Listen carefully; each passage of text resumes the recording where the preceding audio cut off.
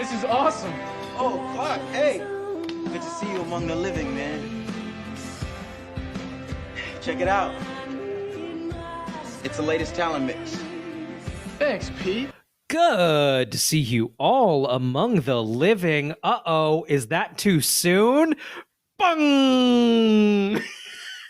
R.I.P. R.I.P. Johnny K. 2 deaths this episode, technically.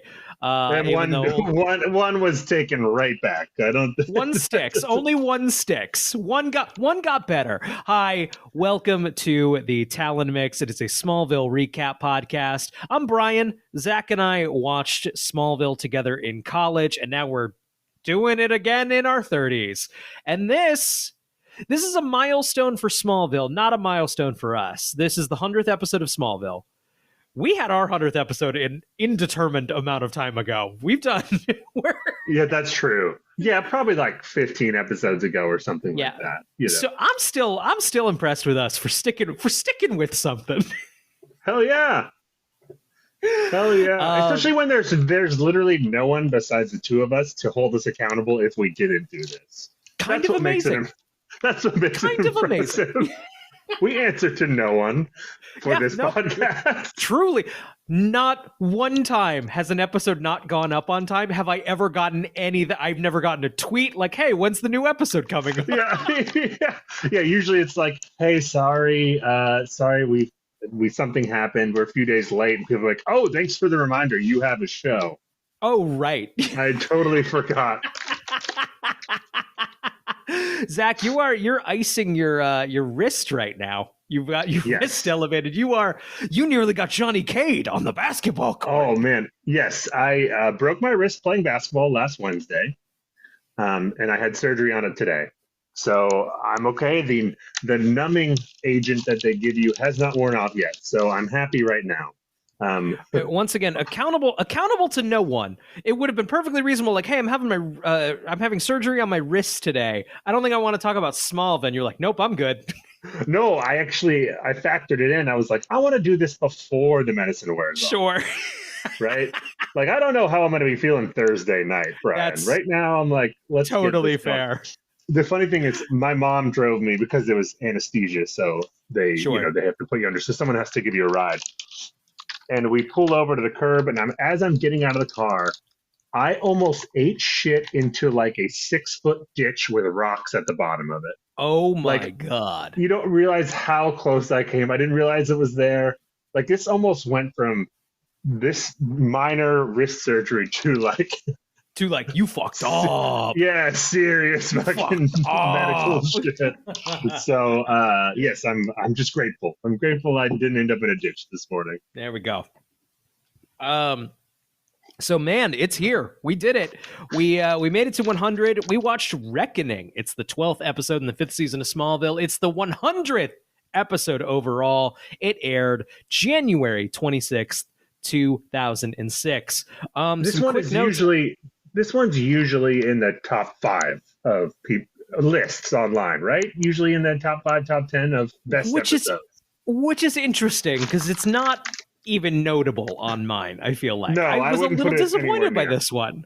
Yeah. No. Yeah. But I will say I do understand why people put it there. It just didn't work for me the way I think it works for other people. But it is a monumental episode. Like, it is a big turning point in the series. For sure. And I think I liked it more. I think I liked it more when I saw it then than I did now. Right. Yeah, it's definitely. So I guess there's really no need to beat around the bush. We can just get straight into the recap because, oh my God, I have so much to talk about. For an episode that's like not great, I have a lot to talk about. Again, it's monumental though. So yes, of course there's a lot to talk about. So getting right into it, I'm of course reading directly from the Smallville wiki, smallville.fandom.com. Once again, thank you for writing notes for our show for us. Clark is sitting in his loft. And then we make fun of you a bunch. Yeah, just relentlessly. Just 2 35-year-old men making fun of the teenager. Other 35-year-old men. No, come on. Be real. Maybe they were a teenager when they wrote it. But now they're our age. I do wonder how old these are. I'd assume they're pretty old. These are some older internet, right? Oh, for sure. Relics. I mean, they're like you can update them. Anyone can update them, right? Right.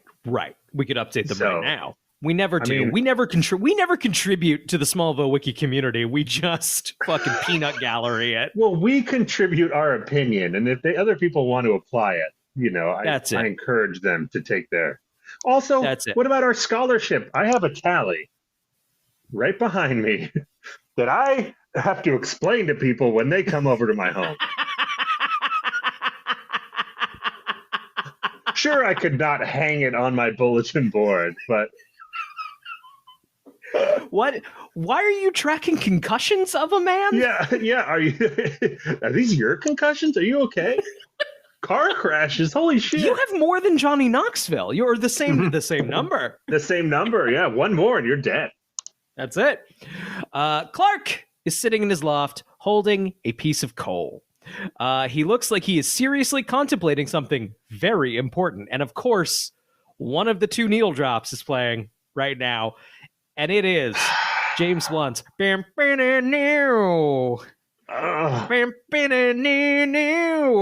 No. It's James Blunt's You're Beautiful, which is it's true.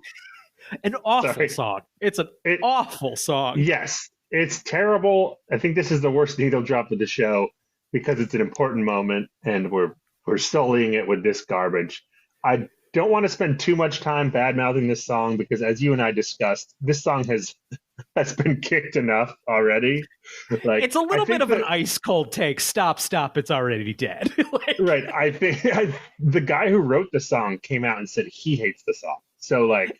He said it's the most meaningless song on that album. I believe the general gist of it is that he was high on the train, and he saw his ex with a new boyfriend, and he went home and he wrote a little song about it, and it's the only song that played throughout 2005. I think that's look, good for him. Largely why we all hate it, right? Exactly. Yes, it's not his fault that they played it to the point. Like, I didn't like it to begin with, but they played it so much that it's like it was anything you play that much, it's gonna be like, just turn that shit off. Who wanted it on that much? No one likes this song. It is one of those songs that's like obnoxiously catchy. Yes. Like not catchy in a good way, but you can't get it out of your. Oh, it's in my head now. It's in. It's opened up an old wound and like it's festering now. I don't know if you remember this, but I remember you and I in college, because the song was still a big thing. Especially hated this song. Like, we spent time. Commiserating.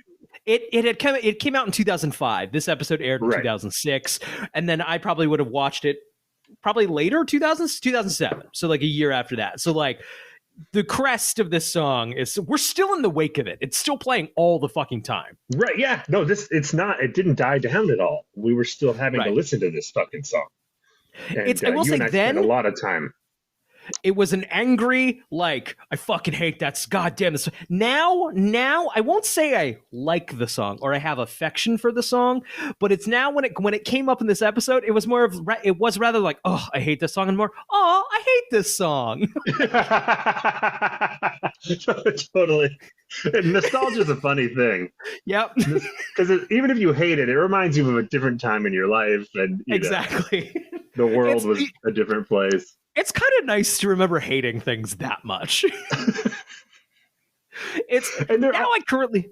I coast on a real neutral scale right now of like most things or whatever.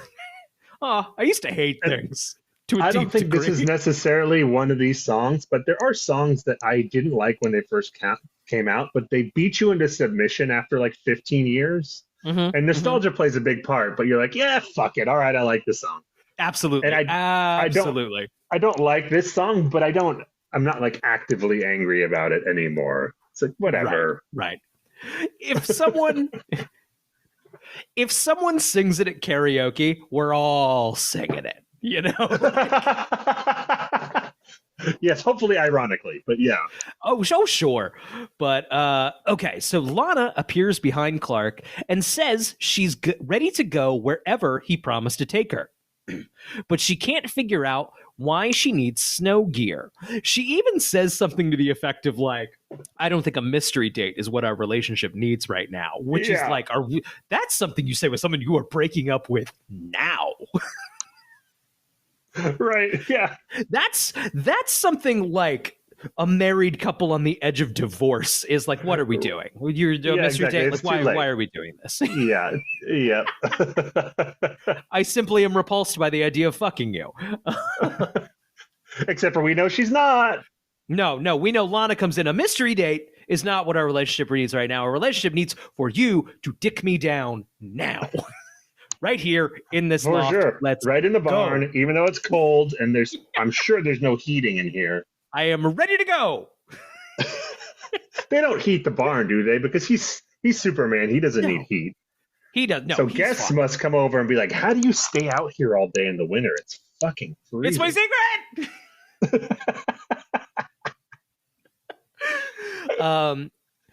So Clark takes Lana to the Kawachi Caves. Fun fact, this is the final shot for the final new shot ever taken in the Kawachi Caves. Oh, really?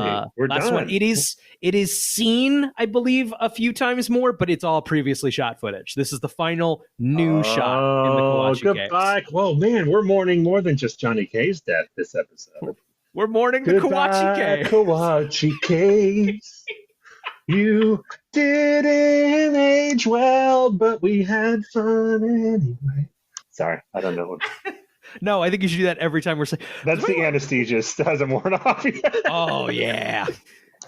So they go to the Kawachi Caves, and they are transported to the Fortress of Solitude, which is looking a little more PlayStation 2 than I think it did even last time. Yeah, well, there's more shots probably than they had last time. Right. They got to spread it out. It also seems to have gotten bigger, right? Or maybe we're just seeing more of it. Maybe we're just, or also, who knows? Maybe it gets bigger. It could be growing. Yeah, whatever. Why not? There's magic crystals in there. Right. Lana is in shock as she looks around the fortress. Clark then reveals his powers by lifting her into his arms and making a super-powered leap onto the cliff above them. They land, and she asks how many times was he there saving her life without her knowing. I feel like she knew most of the time. Right. I have no... so I'll just say it now. You and I have both praised the acting this season, particularly from all the main actors, these two included. Yes. I will say I don't think either of them is doing their best work in this scene. No, I agree. Neither of them sells me on the moment. And I'm wondering if it's because they read the script and they know we're taking this back. So I don't want to give that performance here because I'm going to have to give it another day down the road. Right. That's a great point. Maybe not consciously, but maybe subconsciously they don't get there because I don't buy either of them, especially not Lana. Her reactions are like, like when someone, tells you they lost 10 pounds, you're like, oh, like that's the reaction that she gets. A-game, and this isn't it. Yeah, no, sure. Her reaction is like, oh, okay. Right. Oh, alien from another planet. Oh, how many have you been around? Have you just been around doing this? Wow. Yeah. Or she goes, she's like, I had no idea. Or she's like, but you're just a regular person. You don't think that. You don't think that. He just brought you to an ice fortress through the magical caves in Kansas. Right. But even before then, the conflict is that he's not, and he won't tell you. Right. You knew he was a little freak. Right. What's some shit? What did you know? It's also funny. I can't help but compare to. I've talked about before. I'm a fan of the currently running CW show Superman and Lois, which in the second season, Superman does reveal to platonic friend Lana Lang that he's been Superman this entire time, and it's a real moment. He takes the glasses off and he lifts himself into the sky, and you have this monolithic Superman image, and this is not that. This is not that. Yeah. Yeah. I think they should do, in whatever Superman show they do next, they should have that moment and the other person should go, yeah, I know, obviously. Obviously. Obviously. We all know.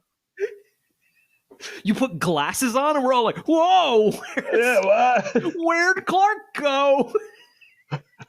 You came back from the dead, asshole. I'm not a moron. So then, let's see. Clark surprises her again as he crushes a piece of coal and turns it into a diamond and uses his heat vision to seal it into a ring. Okay. Whoa. This is too many bombs at once, Clark. Whoa. No one said do that.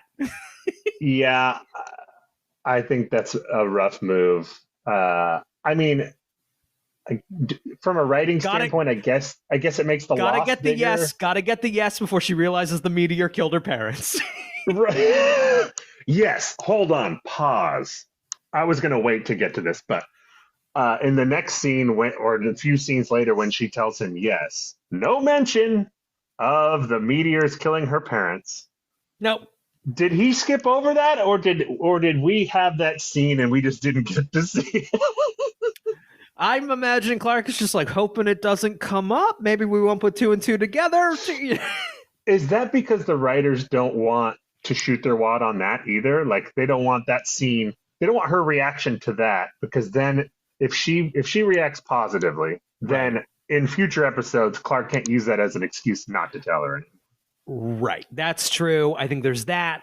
I think it hasn't been used as a thing. Time is another thing, because that's a whole, like, we're going to have a whole scene about that. We got a lot to do. And then it also hasn't been used for a very good reason in the past, like, couple of seasons.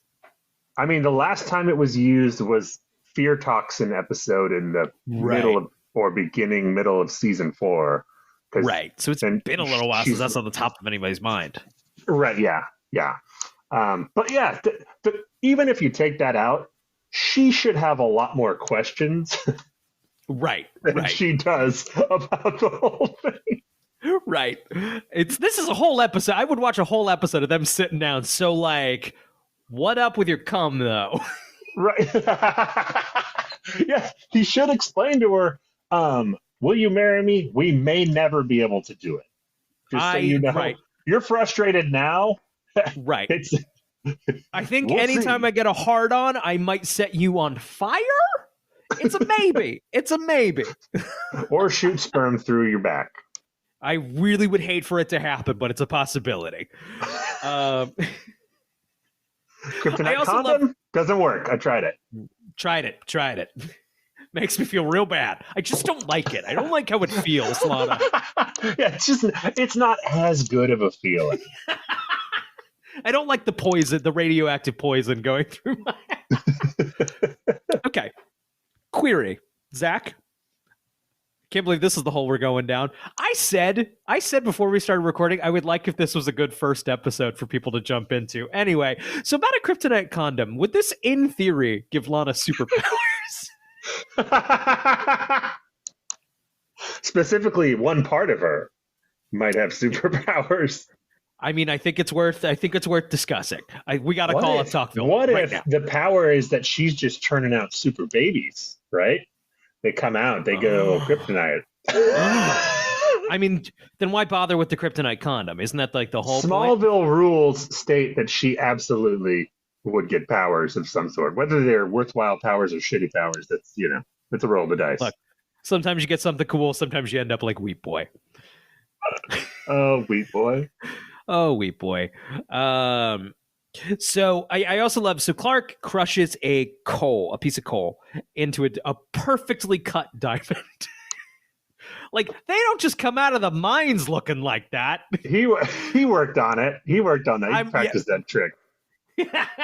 I'm also wondering if maybe he had the cut one ready to go, crushed it, super sped, go get the cut one back lightning fast. Like, ready to go.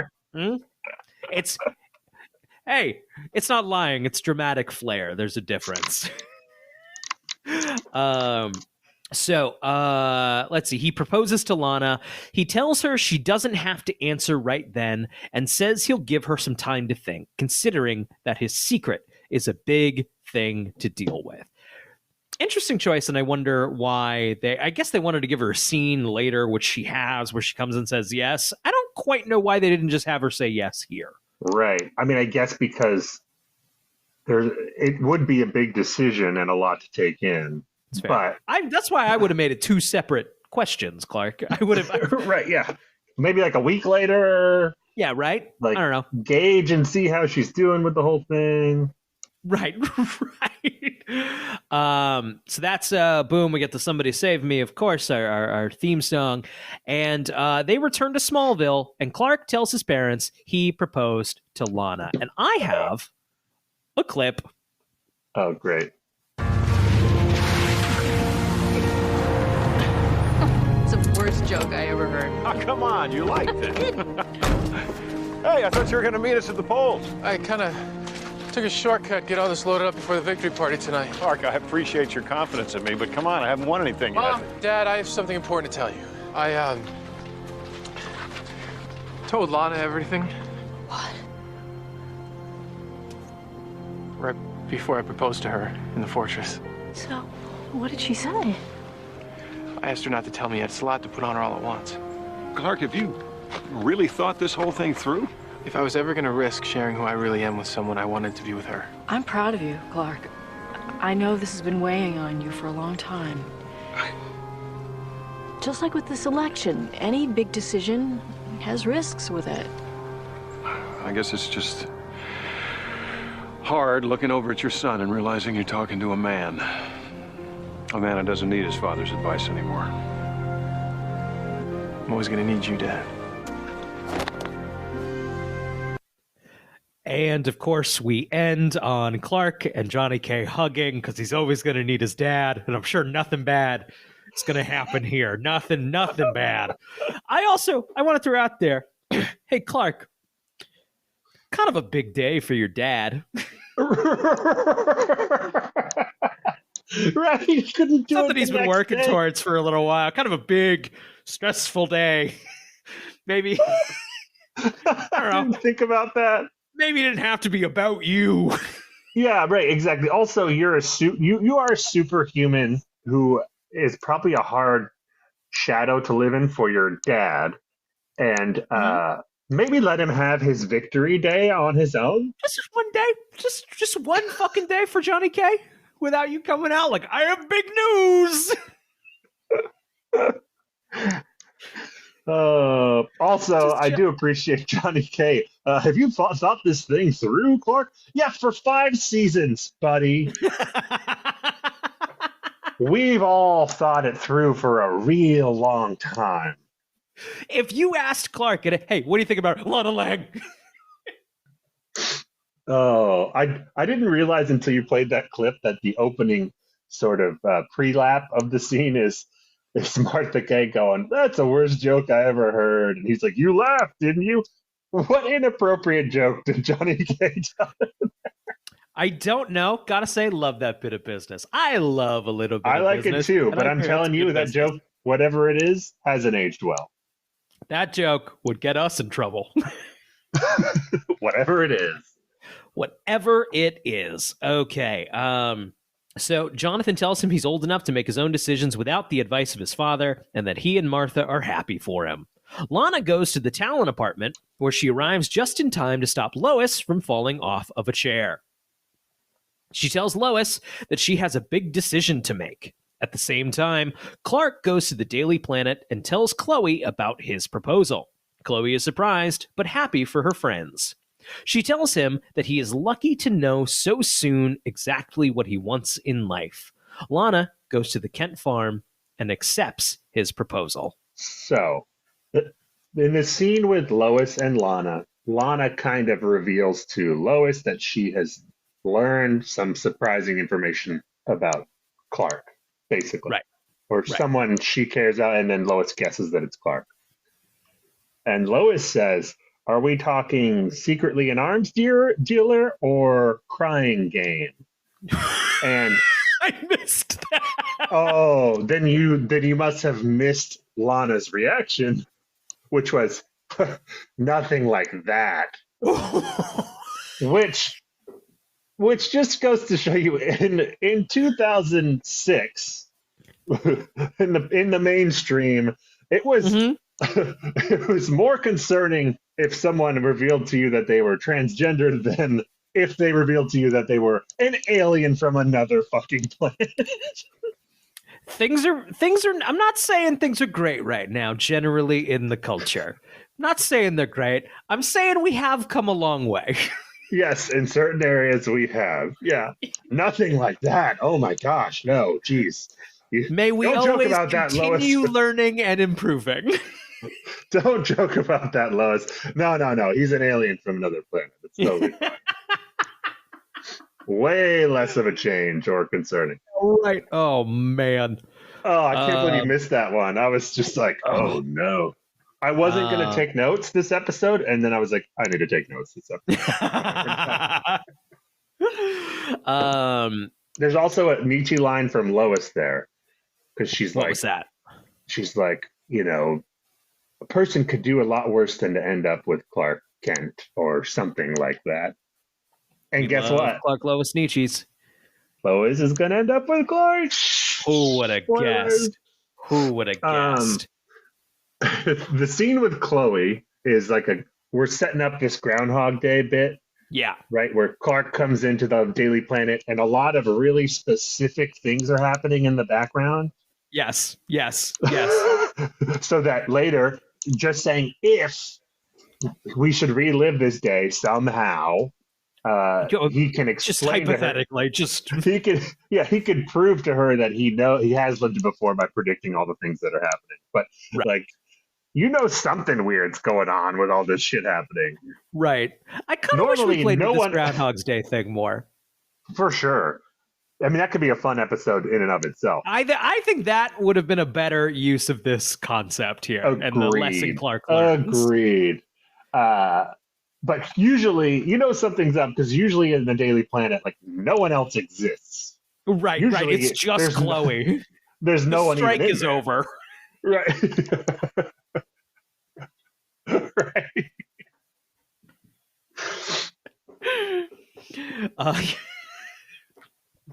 That's funny. I didn't even clock that at all.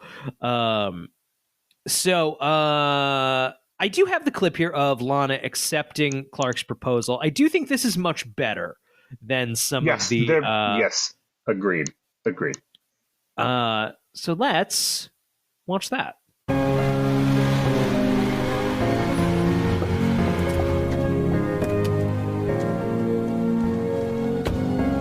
Thought I'd see you at the party. I know, but then there'd be all those people.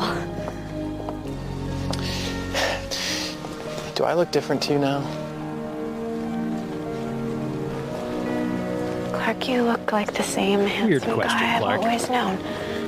Handsome as in I want to spend the rest of my life with you, or handsome as I'm gonna let you down easy? As in, yes, Clark, I'll marry you.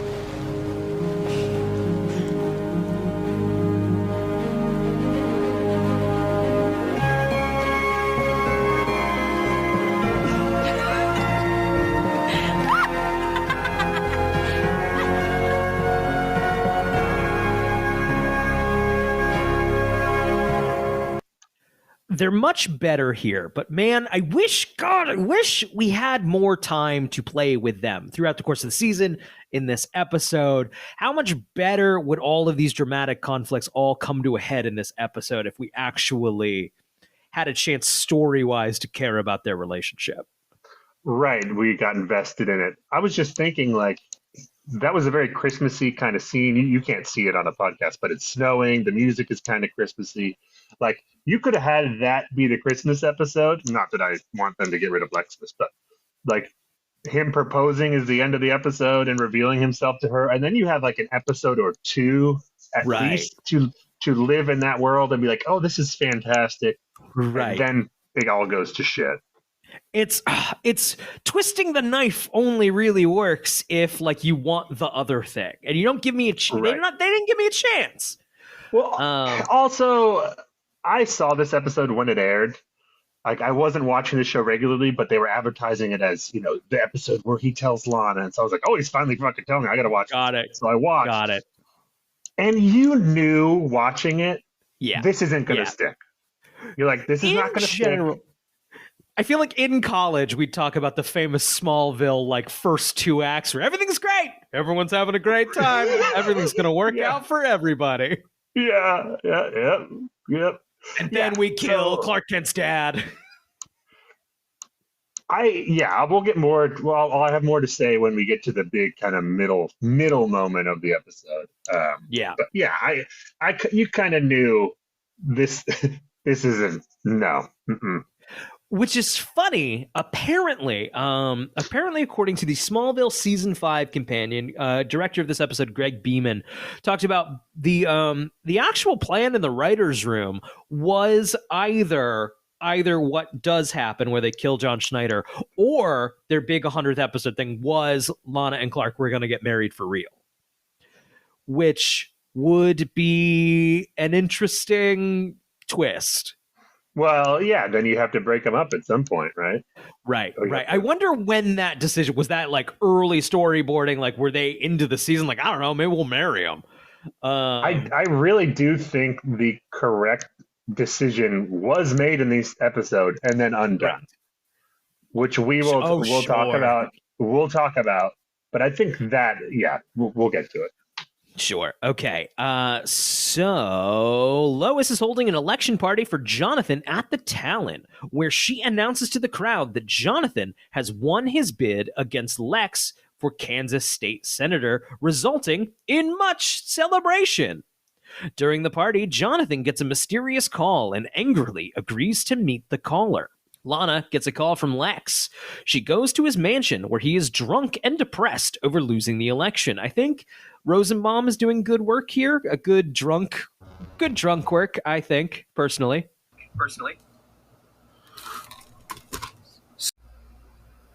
Lois is holding an election party for Jonathan at the Talon, where she announces to the crowd that Jonathan has won his bid against Lex for Kansas State Senator. Gotta say, I always keep forgetting he's like running against Lex. I know that's a big plot point.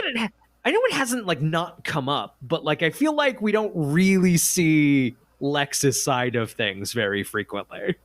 Yeah, we maybe didn't take advantage of that storyline as much as we could have. I would have been interested to see this more from Lex's perspective. Lex, I don't feel, has a running for state senate storyline. It's just he's the foil. He's reacted against here more than anything else. I did want to point out, just a follow-up from last week's segment where we tried to guess what party these gentlemen are affiliated with. Yes. Johnny K and Martha K dressed in red at the party. Good point. Red Good tie, catch. red dress. Good catch. So during the party, Jonathan gets a mysterious call and angrily agrees to meet the caller. Lana gets a call from Lex. She goes to his mansion where he is drunk and depressed over losing the election. Kind of noted here, he didn't have a speech to give. No. He wasn't having a party himself. Well, suddenly this turns into a realistic state senate run because he doesn't have a party. No one gives a shit. And then Johnny K's doing his party at the Talon, right? Right. Where are those 1,000 people that were at his speech the other day? Yeah, right. Lex, I think, is doing some pretty good drunk acting here. Rosenbaum is good. Rosenbaum's very good. He's selling the heartbreak. I think he's great. Losing something he wanted. I think this is a fantastic scene, actually, too, because he goes through like 3 phases. So at first he's having a pity party, right? I lost the election, and Lana comes in and he's like, oh, my father. And he's kind of rude to her. And then he apologizes. And then he sees the wedding ring and then realizes that Clark has proposed and she said yes. So then he becomes jealous of Clark, right? He becomes like, I wanted you for myself. He doesn't say that, but that's what he's playing. Disappointment. Right. And then he realizes she knows Clark's secret. And then he becomes jealous of her. Then he's like mad that she knows and he doesn't. It's really good. It's actually really good. Yeah, it's great. And then, and by the way, good for you, Lex. Yeah. No, he's being a creep, but I am on your side on this one. We're like, Lana, don't piss on my leg and tell me it's raining. Don't be like, Clark's totally normal. Fuck yourself. Get out of here. Right. Get out. He's like, how many times have you come to me talking about how Clark is hiding things? Yep, for sure. So she goes to his mansion where he is drunk and depressed over losing the election. He notices Lana's engagement ring and asks why Lana would accept it when Clark has lied to her so many times. Lex then realizes that Lana knows Clark's secret. Desperate to find out what it is, he grabs her and yells at her. She runs off, and Lex follows her. Yeah, that's not good. Not a good look, Lex. Not good. As Lana speeds away with Lex chasing after her, she calls Clark. Let's go to the clip.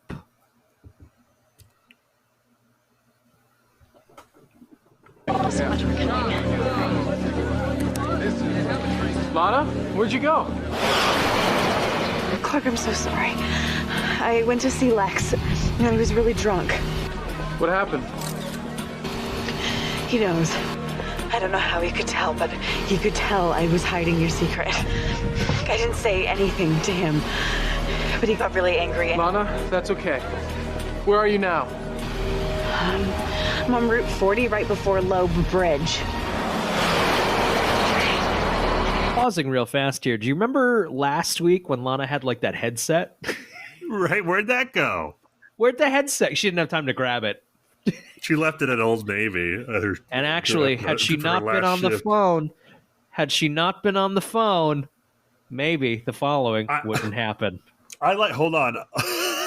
I like that this at the beginning of the phone call, she's like, Lex knows. How much of Clark thinks that she's going to add, you alien piece of shit? I told him. I told him everything to me for 5 years, you piece of shit. Made me think I was crazy. Of course I don't want to marry you. That asteroid slam dunked my dad. Sure, he could have walked slowly out of the way, but he was in awe.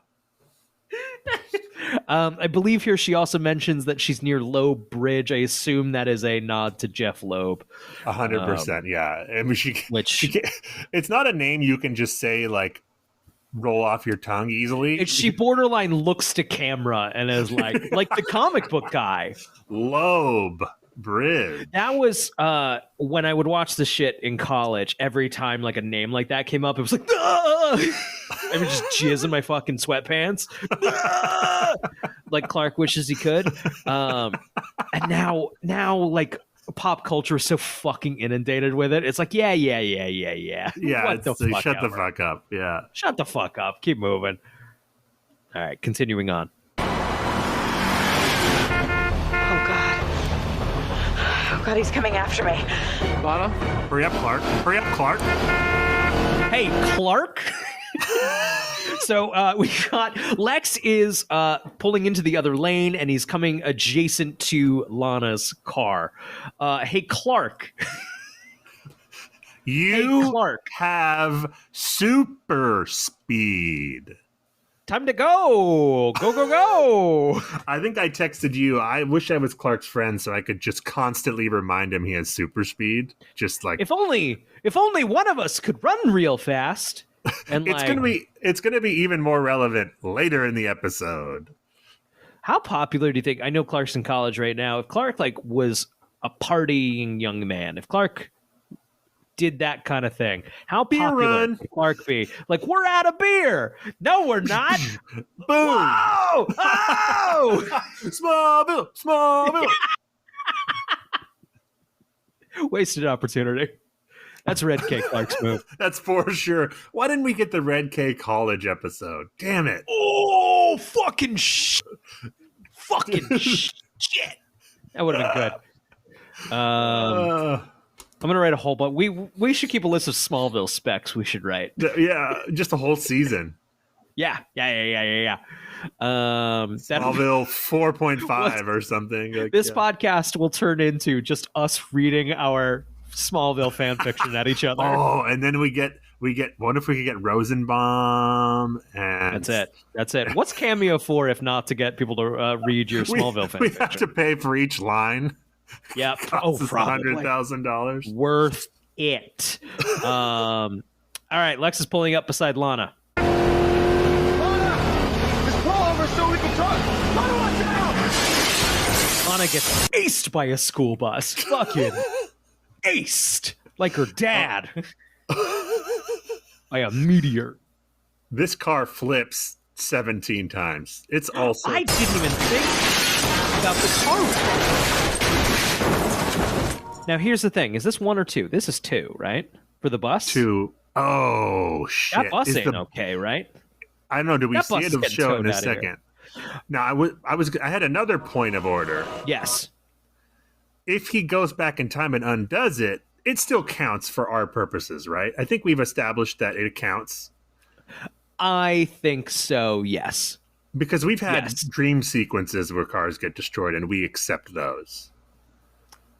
Based on that precedent, yes, I certainly agree. Yeah, because it's really, the point is more the production has a crashed car. The show feat. We're checking how many times the show goes to that well, not how many times diegetically.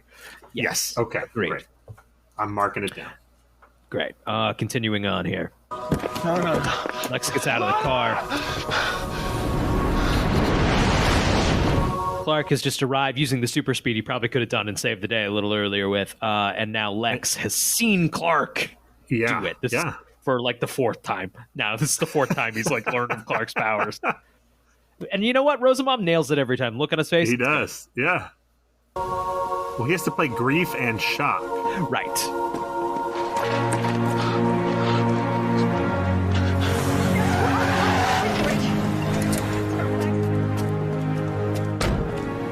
Johnny K arrives. Clark looking over Lana's fucked up body.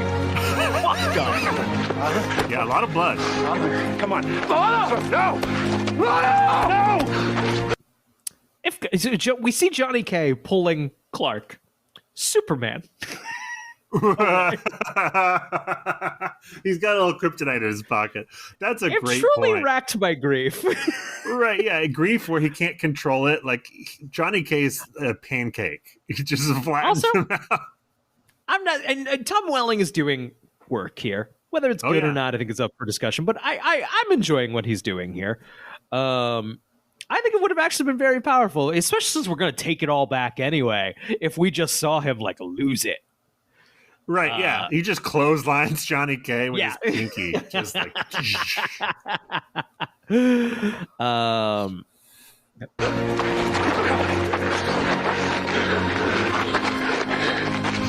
nothing you could have done. Nothing.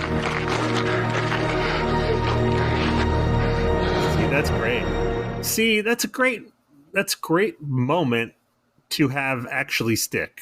That would have been that would have been a good decision.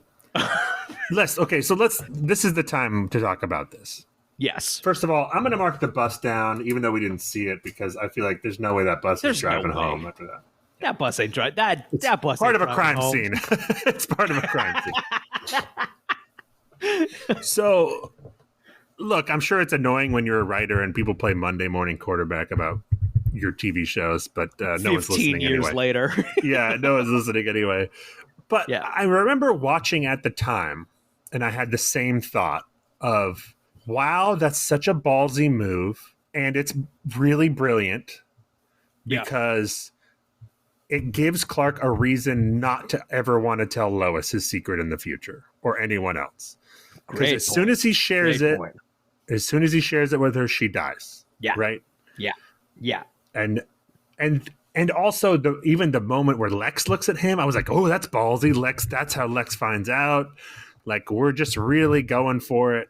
And I get you don't want to get rid of Kristen Crook, but as we'll see on the show, that storyline had really run its course anyway, man. It's all downhill for the next like 3 years she stays on the show. We have some good moments with her and Clark and storylines and stuff, but we're just going back and forth with the same fucking thing now for a couple more years. Circles. So I remember like in my peak loving this show, being sick of it. It's already been circles. Not Kristen Crook's fault once again. No, of course not. It's already been circles for 5 years. Right. Like we can end that now. You're going to rejuvenate the show, which is what happened when she eventually does leave. Right. It's not her fault. Again, you're going to rejuvenate the show. You're going to give characters real motivation to do these things. The stakes are going to be higher. There's some real drama here and real sense of loss. This was the move to make. Yeah, I agree. I don't disagree at all. I think it would, in fact, be a whole lot stronger than what we get, which is the more common Superman thing. But here's the thing. It's not all the time. It's not all the time. Johnny K gotta die. No. Again, I don't agree with the decision to kill Johnny K. I don't think you need to. Yeah. He didn't. The actor didn't want to leave, is from what I remember. Oh, interesting. They got rid of him. Yeah, interesting. And I don't think it was something he did. They were just like, "This is a dramatic." No. It's just like, we need to change things up. But the thing is, Johnny K leaving the show doesn't change things all that much.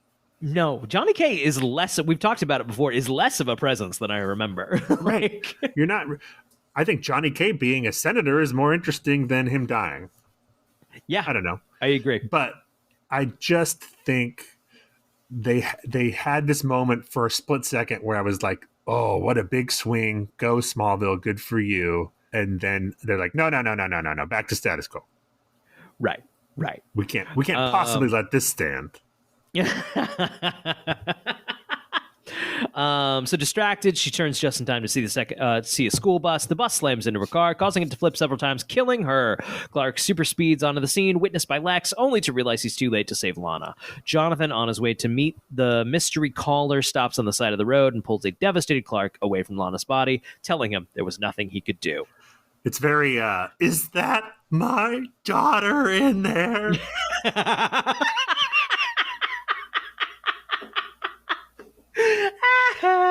A truly heartbreaking moment in a really good movie that has just been ruined forever by 1,000,000% memes and just is what it is. It's like what's in the box in 7. It's never gonna not be funny now. Nope. Clark realizes that Lana's life is the price to pay for that Jor-El promised to collect when he resurrected Clark. You know what, Clark? Also, we were already talking about how the engagement maybe wasn't the best move. Maybe don't get engaged while your father's fucking headhunting.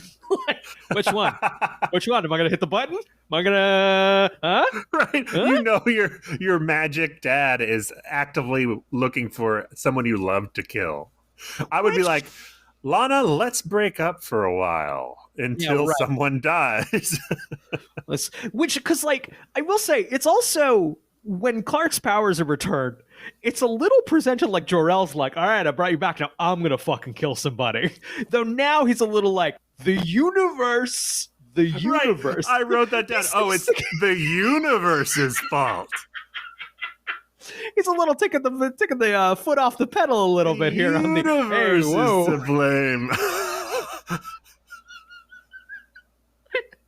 It's because they've also been dancing around this too, right? Of like Johnny K, like they start with his heart not doing so great because of he got superpowers for a little bit before, and then by Jor-El, right, and then there's this. So like this has been a mess. This is all like culminating, but it's not strong.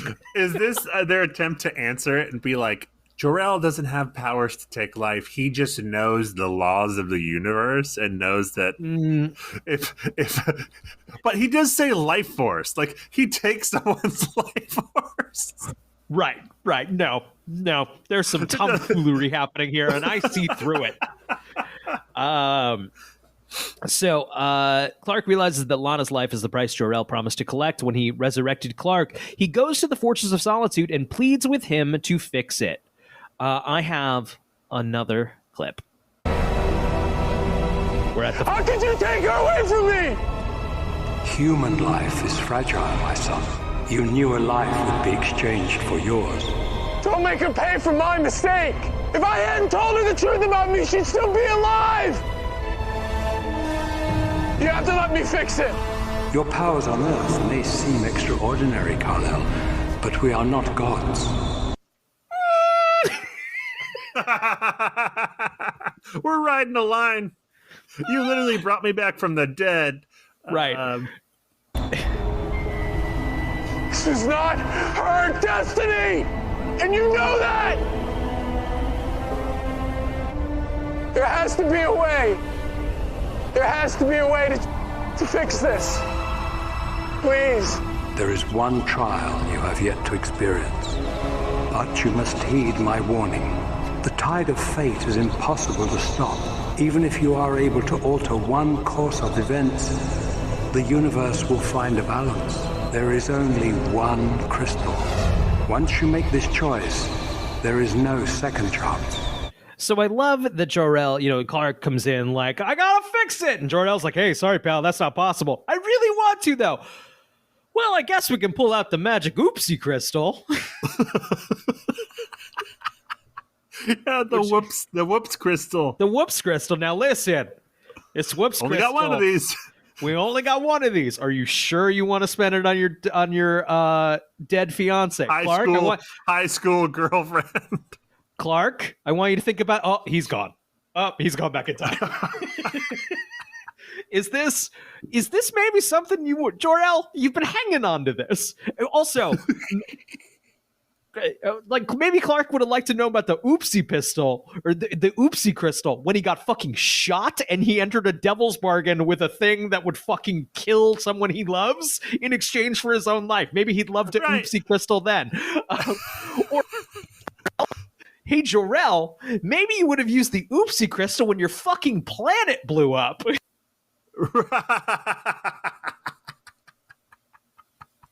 It was on Earth. He couldn't get to it. Oh, of course. Of course.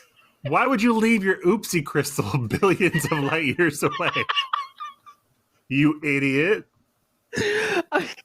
So this is where I wish, so we're going to do a Groundhog's Day thing. I think a more Groundhog's Day episode where Clark keeps going, because it's like, it's only going to work once. Well, how? Because he's going to go back to, this is why you don't do time travel, right? Because it doesn't actually make sense. Yeah. But like, so he's going to go back to before it was used, but it's still spent. Oh, it's a temporally like separate crystal. Okay. Yeah. All right. Mm-hmm. But I do think him going back in time continuously, trying to save everybody, which just creates an additional problem, still creates that Superman lesson that you can't save everybody. That doesn't happen here. No, although that would later be, if we do that here, maybe they don't use it in the box office smash, The Flash, that came out earlier this year. That is literally the plot of that movie, isn't it? But I will, in your defense, that plot works better in a 45-minute episode of Smallville, I think, than that feature film. A movie we both enjoyed. We enjoyed it. I wouldn't say it was a good movie, but I enjoyed it. We talked about it on our Patreon, if you're so inclined. Though, it's just two adult men going, yeah, I don't know, I had fun. Yeah, Michael Keaton. He's here. Okay, so Clark, blah, blah, blah. Jor-El gives Clark a crystal that will reset the day back to the beginning. However, he warns Clark that fate cannot be stopped, meaning that even if Clark saves Lana, someone else will die. All right. When Clark takes the crystal, he is suddenly Clark back could in his really barn. slow down here and be like, yeah, right. Wait, what?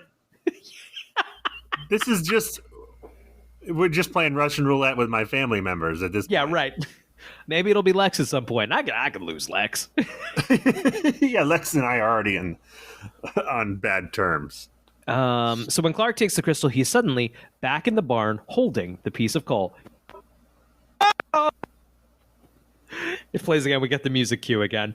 What is it with that music? Two needle drops in the same episode. Yeah. That music cue trick is always like The Groundhog Day thing always uses the music cue trick. And you know what? It's good. It works. It works. But You're Beautiful is still a bad song. I do want to say this scene you're about to recap, both of the actors do a much better job in this scene than they did in the first version of the scene. And again, Agreed. I think that's because they know this is the scene that's real. This is the one that counts. Lana appears behind him just as she did at the start of the episode, and Clark has to make up a reason why he invited her over. Lana quickly realizes that Clark is hiding something from her again, and she breaks up with him.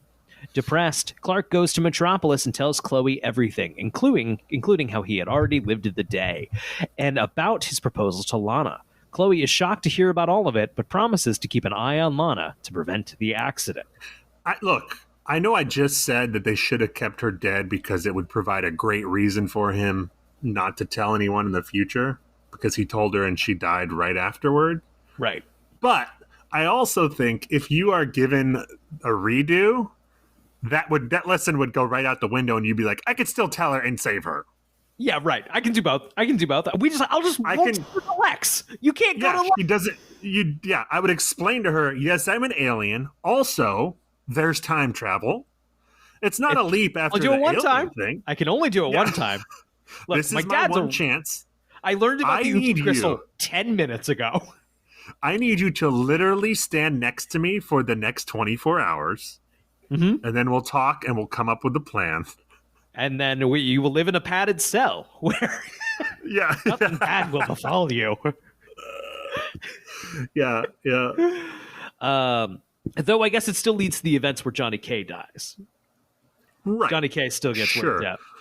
Right, but if Johnny K dies, I'm telling Lana right away. You know what I mean? I'm not like going to lose the love of my life and my dad after this. Like, right. What a bad deal. If we're gonna it's now your dad's dead and you don't have a fiance. Right. Yeah, you might as well. I know you're grieving, but I don't know. Take one. Yeah, I would be like, look, here's the deal. You died last time because you fucked up and don't have a poker face. So don't go around Lex until you can get a poker face. Right. You're the reason my dad died. And also, you're only hanging out with Lex to learn more about the meteor shower. I got all the answers. I know all of it. Yeah, it was me. Everything. It was me. It was me. I killed your parents. Mystery solved. Okay, so that night, Clark goes to the. Did we read about? Yes. Okay, so Lana breaks up with him. It's a very funny line of Lana says something to the effect of I need a break. A break from me? No, a break from us. I think they lifted that line out of Friends. Yeah, right. So it's not much like Friends. It's not an official breakup. It's like a half breakup. They're on a break. Because I believe in the next couple episodes, they are still technically together in a your dad way. Just died way. Yeah, exactly. I can't break up with you really because your dad died. Yep. Ooh, weird. I would have liked to have seen Lana in this scene because she realizes in this scene that Clark was about to tell her something and then is having cold feet. Yes. And she's just like, fuck you, I'm out. I would have liked to have seen her really dig into it, tell me. Yes, exactly. I know you're about to. Right. I don't know if he still does, but I would have liked to have seen that. I mean, give her tell me or I'm gonna walk or I have to walk. Right. For my own sanity. Yes. And then that then puts it on him to be like, I'm not gonna do it. I can't do it. Yeah, I can't do it. Yes. Yep. Okay, so that night, Clark goes to the party alone. When the news announces Jonathan's victory, Clark realizes that Lois is missing and finds her on the floor of her apartment unconscious, as Lana wasn't there to keep her from falling. The ground is covered in water, as Lois had started running a faucet before standing on the chair. And just as Clark picks up Lois, there's an electrical short and Lois narrowly escapes death. She is sent to the hospital with minor injuries. At this point in time, if Clark has the choice between losing Lois or losing Johnny K, who do you think he picks? We know. We don't have to put that on Clark. But we all know. I'm glad he didn't, though, because she ends up being the love of his life. So There you go. Good on you, Clark. So she's sent to the hospital with minor injuries. Lana arrives at the party with Chloe, but Lex still calls, and Lana still goes to Lex's mansion. Lex kisses her and again upsets her. Chloe, real ball drop by Chloe. You won.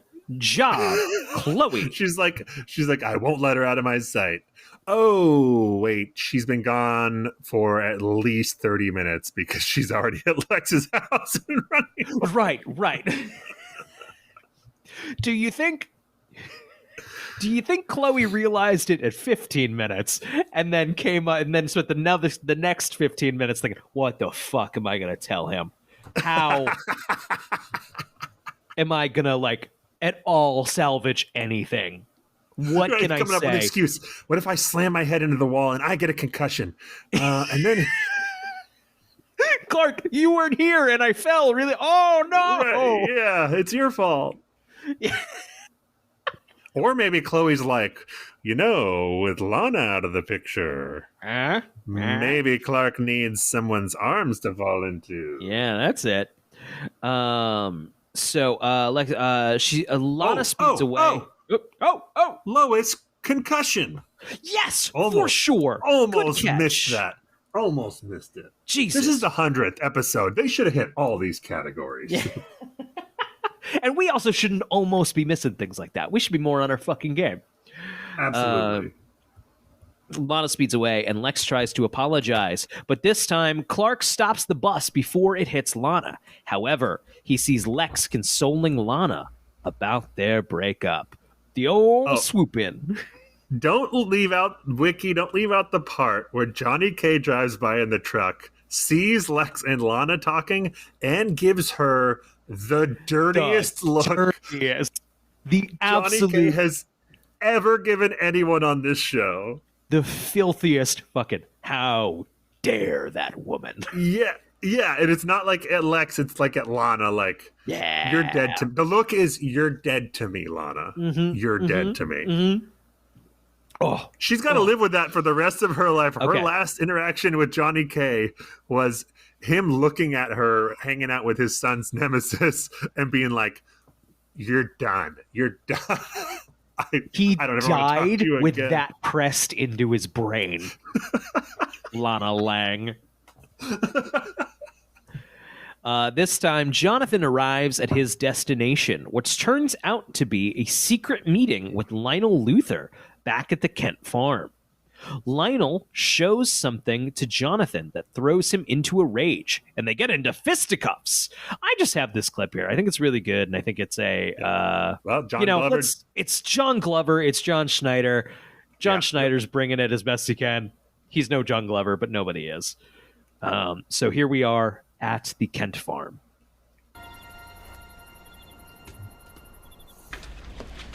Senator Jonathan Kent. And I didn't expect you to duck out of your victory party tonight, but I'm here, and I'm alone, as you requested. Good. So why don't you come down here and face me, you son of a bitch? Oh, perhaps a few lessons. John Glover is so fucking good. Oh. Yeah, he is in total control. It's of so this whole thing. Fucking good. Tact, Senator. Now that you're going to be in the public eye. I do also love this little twist here of Lionel still wants some things out of this. To be clear. Right, yeah. I still got a mustache and I'm going to twirl it. Cut the crap, Luthor. Sure, I know my campaign accepted funds from you, but I also know I'm going to pay them all back, so I won't owe you a thing. I wonder how far that virtuous stance will get you once you're in office. I just want to make sure you understand. You don't have a puppet here. I should hope not. I didn't put my financial and political clout behind a candidate who would be anyone's puppet. I envision this rather as a partnership. The day you and I become partners will be the day... Careful, Senator. Don't forget, you and I have a common It's also worth interest. remembering Lionel Luthor helped with the adoption of Clark. So he's always had this over Johnny K. He's actually always had leverage over Johnny K. The $80,000 is irrelevant. We've kind of talked about that before, where it's like he must have known all along if he'd help with the adoption. Like, right.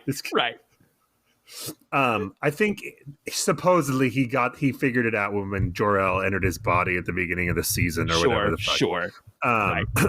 This is kind of a weird move by Lionel. Like, if you really want to manipulate Johnny K, this ain't the way to do it. Just come over and be all menacing to it. No, right. I think maybe we're just trying to get Lionel's piece more fixed on the board of where we're moving with him moving forward, even if it don't make sense. I feel like it is revealed later that he genuinely wants to protect Clark. Right, so, right. Because he's part of some like secret organization that does. It's weird though for him, if he wants to protect Clark, to go about it this way, but it's not like necessarily the wrong character choice, because he's Lionel. Lionel also has other things he's interested in. He probably wants to protect Clark, but he wants to be calling the shots about it. He wants to be in control. Right. Totally fair. All right, continuing on. One that both of us would protect with our lives. I have nothing but respect for a man who would deliberately hurl himself into the spotlight with such a dangerous secret that must stay hidden. Though he hands Jonathan a photo. I assumed this was Clark adoption things, but now I'm realizing that's not. This is probably whatever Lex had, right? Well, he never had it, but the Lex's guy had, right? Got it. Yeah. Right. It's what Lex's meant. Although he burned that. Though, like, Lionel's not going to somehow achieve. Right. That's true. I assume it's a picture of Clark doing something super. Oh, sure. Yeah, you're probably right. Why not show us? Right, because they don't know what it is yet. Yeah, right. Probably. You're right. They haven't decided. I won't let you destroy my family. Johnny gets a sock in.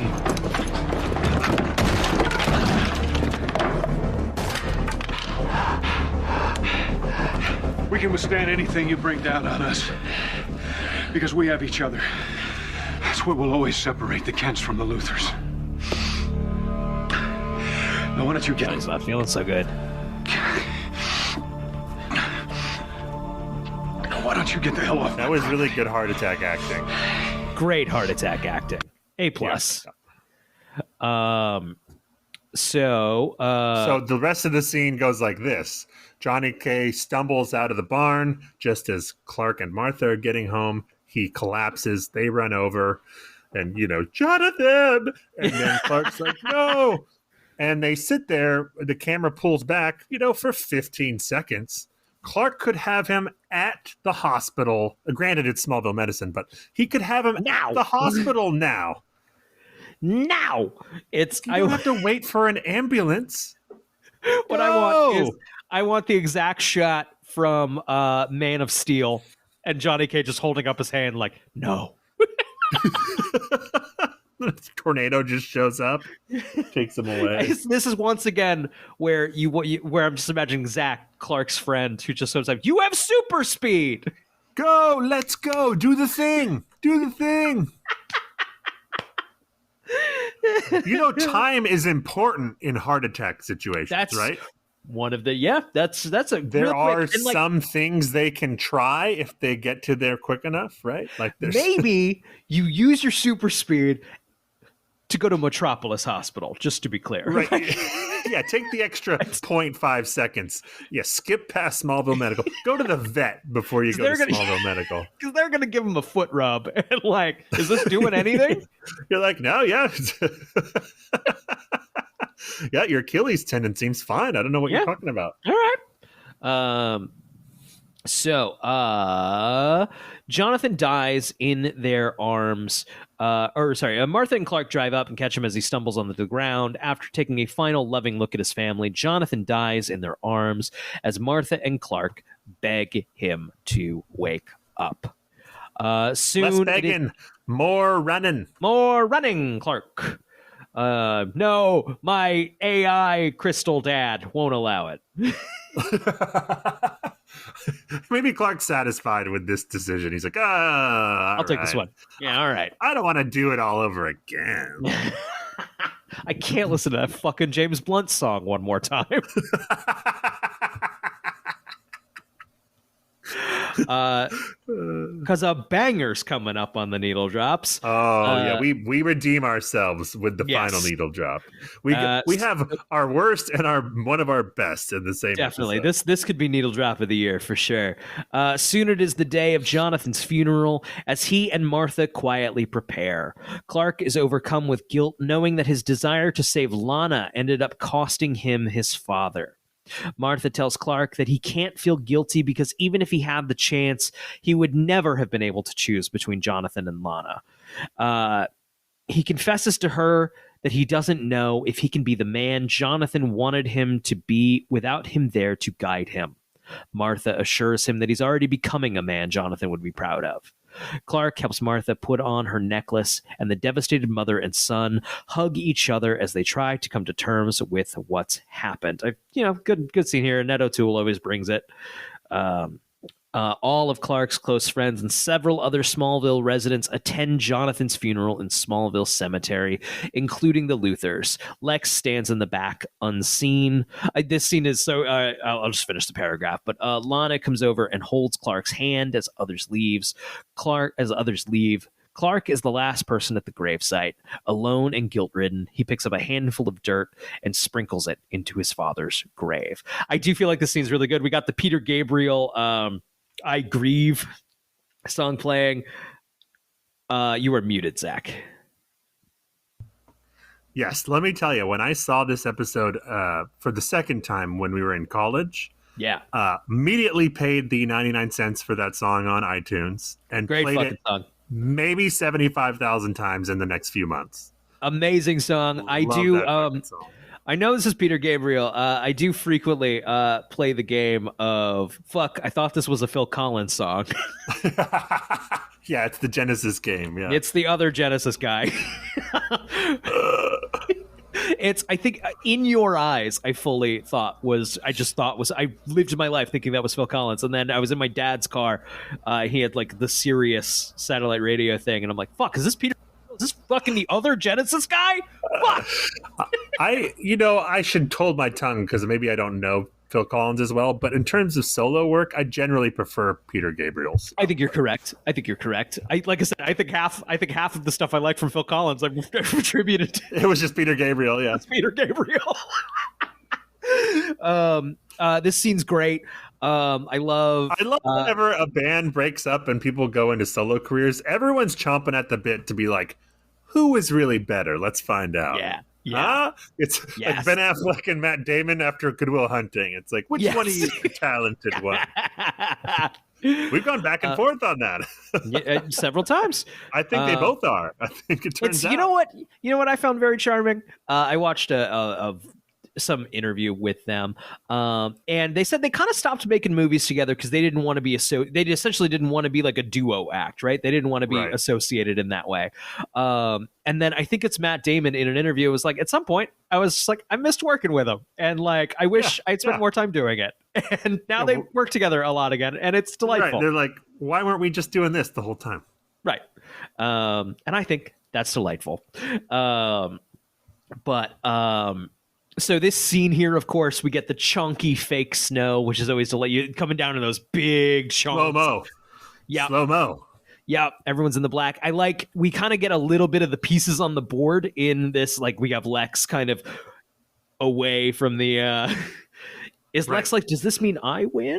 Is that... I do think at this point in time, Lex could still talk to Clark at his dad's funeral. You know what I mean? He could be up like, hey, man... Could he? Yes. Does he want to? Is he even that far gone? I think he's sad about Johnny K dying because he secretly wanted Johnny K to be his dad, right? Right. I think there's definitely a part of him always that just wants to be loved by the Kents and be a part of that family. Right. I kind of wish we played with that a little more. I think but the image of Lex standing away from everybody. It's great. Watching, it's perfect. It's such a good image. The Lana stuff is good.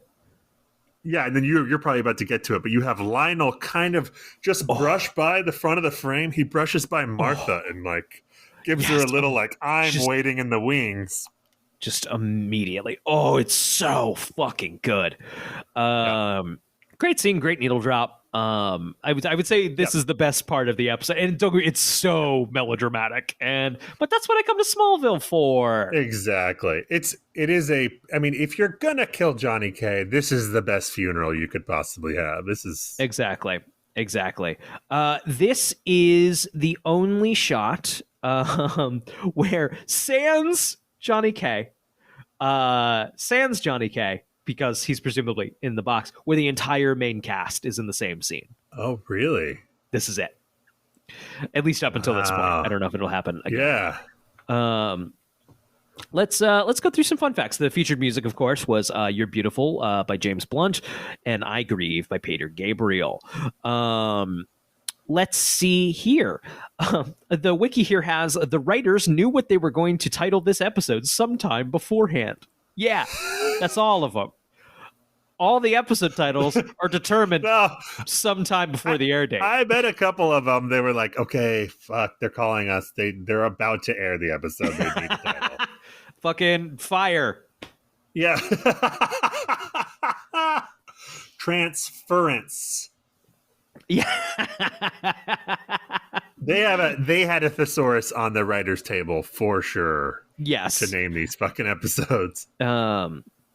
Okay. I'm just looking through some of the things we've kind of already covered. This was the last newly filmed Kawachi Cave scene. Let's see here. Dude, this is obviously compelling as I cold read a whole bunch of facts. They mentioned the perfectly cut diamond. Let's see. When Lana says yes to Clark's proposal in the Kent's yard, on the screenshot of Lana, it is snowing. In the screenshot of Clark, this is not the word for screenshot. This is just shot. The shot of Lana, it's snowing. The shot of Clark, it is not. That's literally half the episodes in the show are where it's kind of raining and kind of not. Yeah, right. Scene. They filmed in Vancouver. Yeah. Plus, when they zoom out of the shot while they're still talking about the proposal, you can notice the snowfalls around them isn't in their hair or on their clothes. Oh, at the end my of the scene, gosh. At the end of the scene outside, Lana magically has snow in her hair. You know, a lot of this is HD problems. That's true. Again, especially the rain thing where, like, we shot this for standard TVs. Right. Yes. And now we're watching it in HD and we can see all the imperfections. Right. One thing that I think is interesting is there is a deleted scene. It's apparently available on the DVDs where Clark brings Jonathan to the fortress. And it's like, no, bring him back. And Jor-El's like, nah, sorry, I killed him. I killed him good.